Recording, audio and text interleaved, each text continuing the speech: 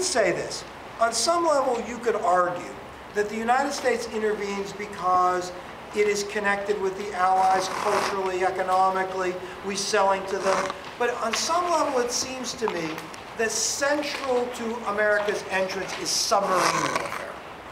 That the Germans respond to the British blockade of their ports with unlimited submarine warfare, where merchant and passenger ships are sunk by German submarines in an attempt to retaliate against the British for their blockades. And the most dramatic of those sinkings was the sinking of the Lusitania.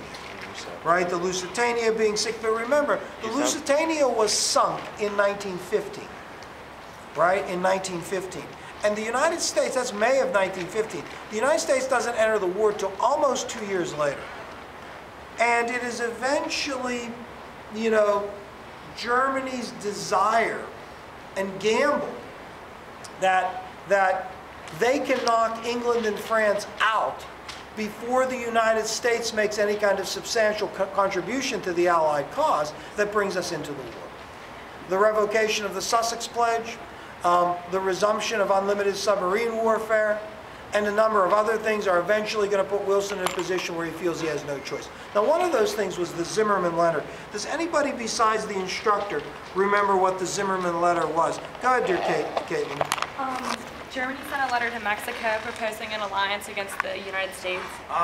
So it was Germans' proposal to Mexico for an alliance with Mexico in case of war with the United States, a way for Germany to sort of prevent America's involvement, you know, in the war, to discourage it.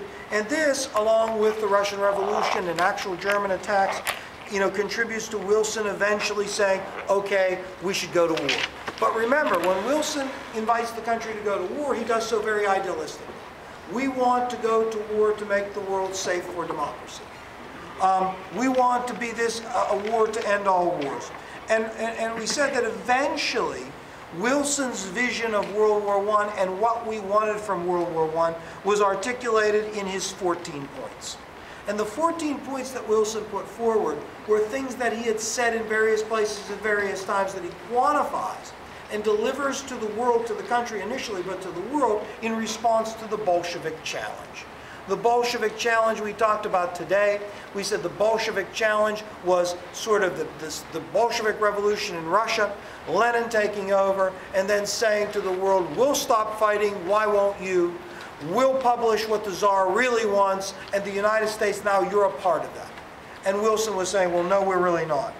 Now, we talked about numerous things associated with the war, but the biggest thing that we talked about was, you know, sort of the restriction of civil liberties, which were encapsulated in the Espionage and Sedition Acts, which made basically criticizing the national government or the war effort to be illegal. And who was in prison for violating the Sedition Act?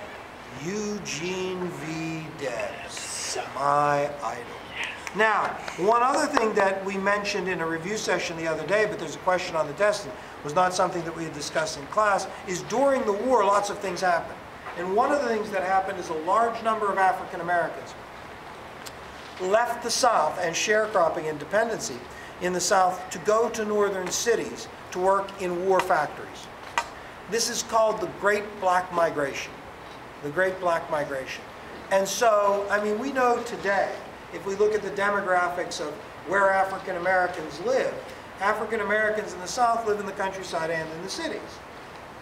In the North, so much more the cities. Well, why is that the case?